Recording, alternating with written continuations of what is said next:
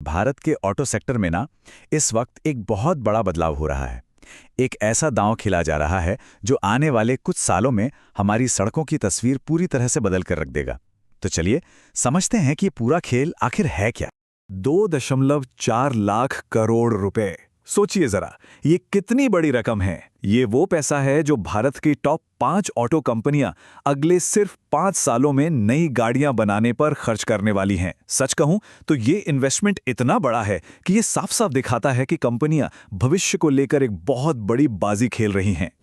और यहीं पर सबसे बड़ा सवाल खड़ा होता है, आखिर इस भारी भरकम इन्वेस्टमेंट के पीछे की वजह क्या है। कंपनियां ऐसा क्या देख रही हैं भविष्य में जिस पर वो इतना बड़ा दांव लगा रही हैं।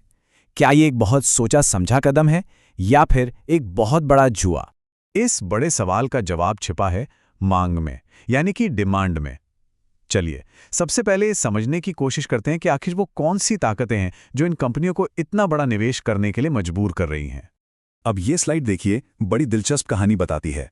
भारत आज दुनिया का तीसरा सबसे बड़ा पैसेंजर व्हीकल मार्केट तो बन गया है, लेकिन यहां हर 1000 लोगों पर सिर्फ 34 गाड़ियां हैं। अब इसकी तुलना जरा चीन से कीजिए, जहां यह आंकड़ा 183 है, या फिर ग्लोबल एवरेज से जो 234 है।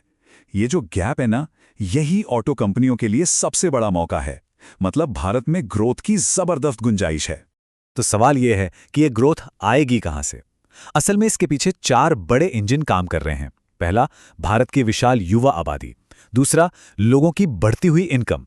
तीसरा, गाड़ियां खरीदने के लिए आसानी से मिलने वाले लोन। और चौथा, सरकार के टैक्स सुधार। ये एक बहुत ही मजेदार बात है जो मारुति सुजुकी के एक अधिकारी ने कही। इसका मतलब क्या है?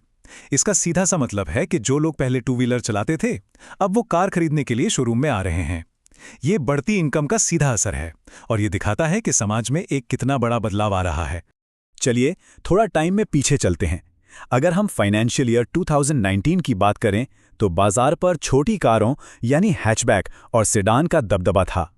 कुल बिक्री में इनकी हिस्सेदारी 86% थी, जबकि एसयूवी और एमपीवी सिर्फ 29% पर थे। लेकिन सिर्फ कुछ सालों में देखिए कहानी पूरी की पूरी पलट गई है। अब बाजार के राजा हैं एसयूवीज और एमपीवीज, जिनकी हिस्सेदारी बढ़कर 71% हो गई है।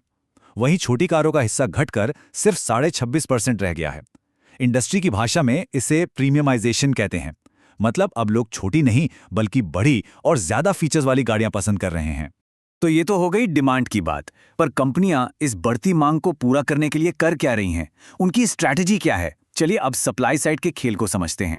देखिए, कंपनियां सिर्फ ज्यादा गाड़ियां नहीं बना रही हैं, वे बेहतर और पर्यावरण के लिए कम नुकसानदायक गाड़ियां बना रही हैं।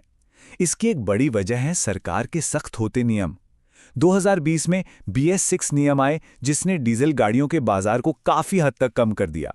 और अब CAFE नॉर्म्स, जो असल में गाड़ियों के माइलेज और प्रदूषण के लिए एक तरह का रिपोर्ट कार्ड है, वो कंपनियों पर और बेहतर टेक्नोलॉजी इस्तेमाल करने का दबाव बना रही हैं। तो भविष्य में भारत की सड़कों पर कौन सी गाड़ियां राज करेंगी? ये स्लाइड उसी भविष्य की एक झलक दिखाती है। अंदाजा ये है कि 2032 तक हर 3 में से 1 से ज्यादा गाड़ी CNG पर चलेगी। पेट्रोल दूसरे नंबर पर रहेगा और फिर आएगी इलेक्ट्रिक और हाइब्रिड गाड़ियों की बारी। और डीजल, उसका हिस्सा घटकर सिर्फ 10% रह जाने की उम्मीद है। लेकिन इलेक्ट्रिक गाड़ियों की राह में एक बहुत बड़ी चुनौती है, और वो है बैटरी। आज पूरी दुनिया बैटरी के लिए चीन पर निर्भर है, जो एक बड़ा जियोपॉलिटिकल रिस्क है। इसी रिस्क को कम करने के लिए भारतीय कंपनियां अब देश में ही बैटरी सेल बनाने के लिए हजारों करोड़ का निवेश कर रही हैं। अब तक तो सब कुछ बड़ा अच्छा लग रहा है ना, लेकिन इस कहानी में एक ट्विस्ट भी है। कुछ बड़ी बाधाएं हैं जो इस पूरी ग्रोथ की कहानी को पटरी से उतार सकती हैं। इस रास्ते का सबसे बड़ा स्पीड ब्रेकर है 2027 में आने वाले कैफे 3 नॉर्म्स। ये नियम इतने सख्त होंगे कि कंपनियों को अपनी गाड़ियों के इंजन और टेक्नोलॉजी को पूरी तरह से बदलना पड़ सकता है, और इसके लिए उन्हें बहुत भारी निवेश करना होगा। और उस निवेश का सीधा असर यहां दिखेगा। अनुमान यह है कि इन नियमों को पूरा करने के लिए गाड़ियों की लागत 10% तक बढ़ सकती है।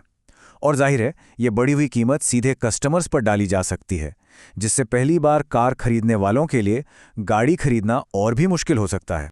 दूसरा बड़ा रिस्क इकोनॉमी से जुड़ा है। भारत में कार खरीदने वाले बहुत से लोग IT सेक्टर में काम करते हैं, लेकिन AI के आने से इन वाइट कॉलर नौकरियों पर एक खतरा मंडरा रहा है। अगर इन लोगों की नौकरियां ही सुरक्षित नहीं रहीं तो फिर कार लोन कौन चुकाएगा? तो आखिर में सवाल घूम फिरकर वहीं आ जाता है, क्या भारतीय ऑटो सेक्टर तेज रफ्तार से दुनिया का नंबर 1 मार्केट बनने की ओर बढ़ रहा है? या फिर ये एक ऐसी दौड़ है जहां गाड़ियां तो बहुत बन जाएंगी, लेकिन शायद खरीदार कम पड़ जाएंगे? ये 2.4 लाख करोड़ का दाव भारत की किस्मत बदलेगा या कंपनियों के लिए एक महंगा सबक साबित होगा? इसका जवाब तो आने वाला वक्त ही देगा।